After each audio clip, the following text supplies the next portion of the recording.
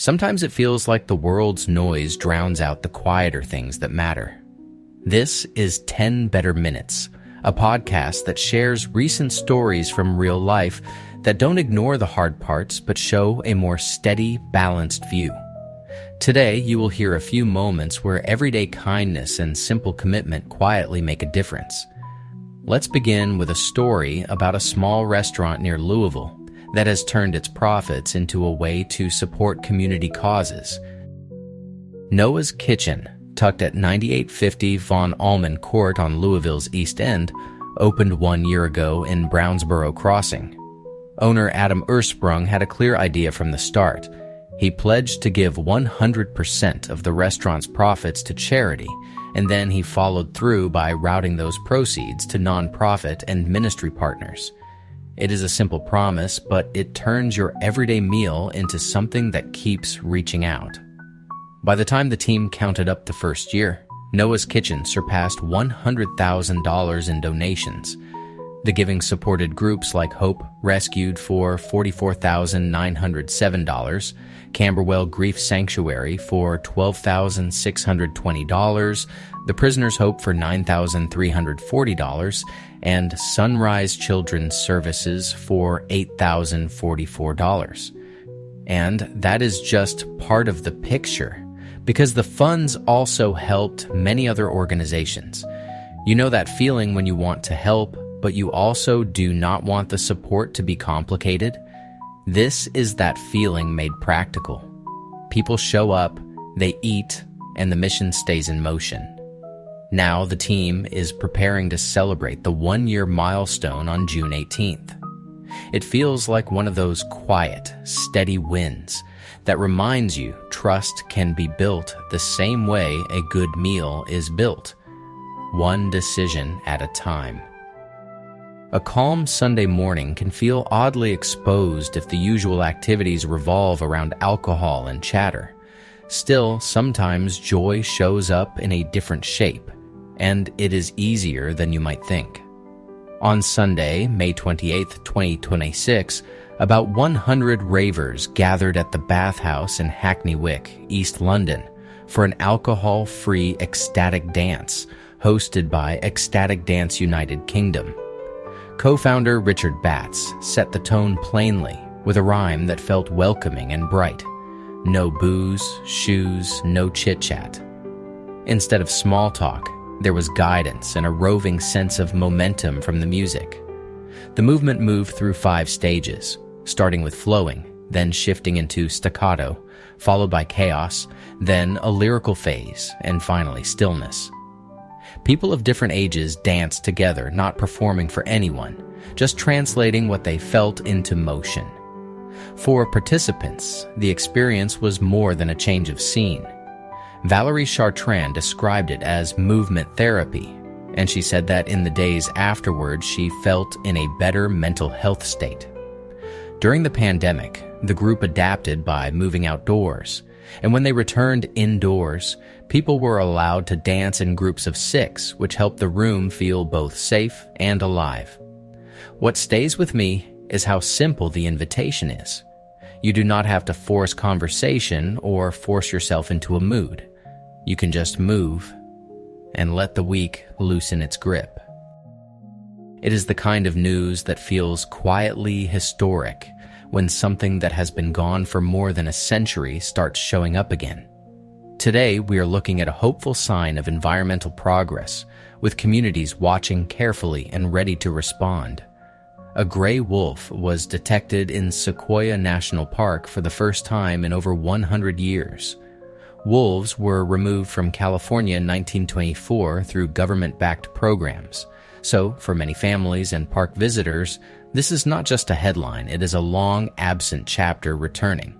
Now, with gray wolves listed as a protected endangered species under state and federal law, protected status is giving the species room to reestablish slowly. In this case, the detected wolf is described as a pioneering individual, a female whose presence may mark the beginning of gradual movement back into the state. What makes this moment encouraging is that it is not only about a return, it is also about responsibility. Communities in Northern California have raised concerns again about wolf activity, especially near homes and livestock, and some county officials have even issued emergency resolutions.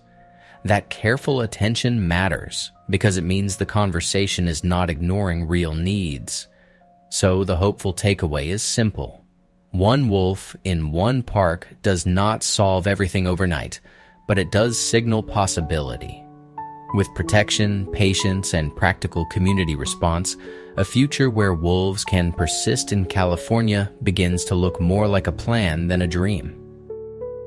What does it take to help a creature so small it can hide in plain sight find a future again? Today, we are looking at a family who decided the answer was hands-on care, careful science, and steady hope. Ian Hughes and his son, Ben, waded into Llyn Tegid in Wales, where the lake still holds the last wild British population of glutinous snails. With the delicacy of a gardener moving seedlings, Hughes used a fine paintbrush to hand-move 2 snails. Their shells are extremely fragile because they live in low-calcium habitats, so even a moment of rough handling could mean harm. Back home, Hughes built a lifeline. He shaped concrete refuges like little shells, and he set up homemade tanks in his conservatory to breed these rare invertebrates. Using water samples and depth measurements to get the conditions right, he helped establish ark-like breeding populations with help from his sons Jake and George. Hughes also explains a practical truth of the work. Moving snails gives a chance to act if a tank or pond loses its balance, and it keeps options open for relocation. Their commitment is now drawing wider support. The glutinous snail has been listed for a $60 million government funding boost, with partners including the British and Irish Association of Zoos and Aquariums and the Freshwater Habitats Trust. It is a reminder that hope is not only a feeling. Sometimes it is 2 people in a Welsh lake, working patiently to make room for life to return. Even when it feels like screens have taken over, there is still something quietly magnetic about walking into a place where books and people meet face to face. The American Booksellers Association is reporting independent bookstore growth at the fastest pace this century, with more member stores and more varied shop formats. Membership rose by more than 500, reaching 3,517 members, spread across 3,783 locations, nearly triple what it was a decade ago. One example is Kelly Hartnett, who opened Double Dog Bookshop in 2025 in Wentzville, Missouri. It began as a mobile store using a converted cargo trailer and later added a downtown storefront. Hartnett describes the shop as about half books and half community, like the shelves are only one part of the invitation. New members also appear in places such as San Diego with Hay Books, in Westerville, Ohio with Wandering Quills Bookshop, and in St. Petersburg, Florida with Banyan Books. In Chicago, Book Loft Oak Park opened last summer, and owners Heather Nelson and Sophie Shower Eldred are hoping nearby Barnes and Noble customers might stroll the extra block. What feels steady in all of this is the choice to show up locally. The costs are still real, and budgets for schools and libraries can be tight, but the momentum suggests something hopeful is taking root. Independent bookstores are not only selling stories, they are building a habit of conversation, one new shelf and one familiar neighbor at a time. As always, I have a helpful little reset for you today. Sometimes we reach for a podcast to feel better, but not every listen gives back the perspective we are looking for. If you want more clarity and steadier joy in your day, here is a simple way to choose your next episode. Before you press play, ask yourself one question. What kind of perspective am I inviting into my mind? A perspective restoring podcast helps you see your life from a slightly wider angle. It points you towards solutions, shared humanity, or calm next steps. It leaves you feeling steadier, even if the topic is heavy. Now, notice the signs of podcasts that steal your perspective. If an episode has you stuck in outrage, doom, or comparison the whole time, Your mind may be getting trained to interpret everything through one narrow lens.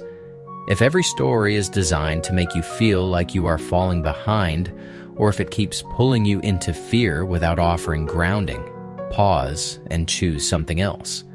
A quick practice. After 10 minutes, check in with your body and your thoughts. Do you feel more connected and capable, or more restless and reactive? Choose the ones that restore your inner footing. Well, we have reached the end of today's 10 Better Minutes episode, and I just want to thank you for spending a few minutes with me. If the world has felt loud or heavy lately, I hope these small, steady pieces of good news helped remind you that kindness, decency, and ordinary hope are still here, even when they do not always make the headlines. If you would like a few more moments like this to carry with you, you can follow or subscribe, and new episodes are posted every day, like a small reset for your feed. This is Ian Rhodes with 10 Better Minutes. Take care, and I will see you tomorrow.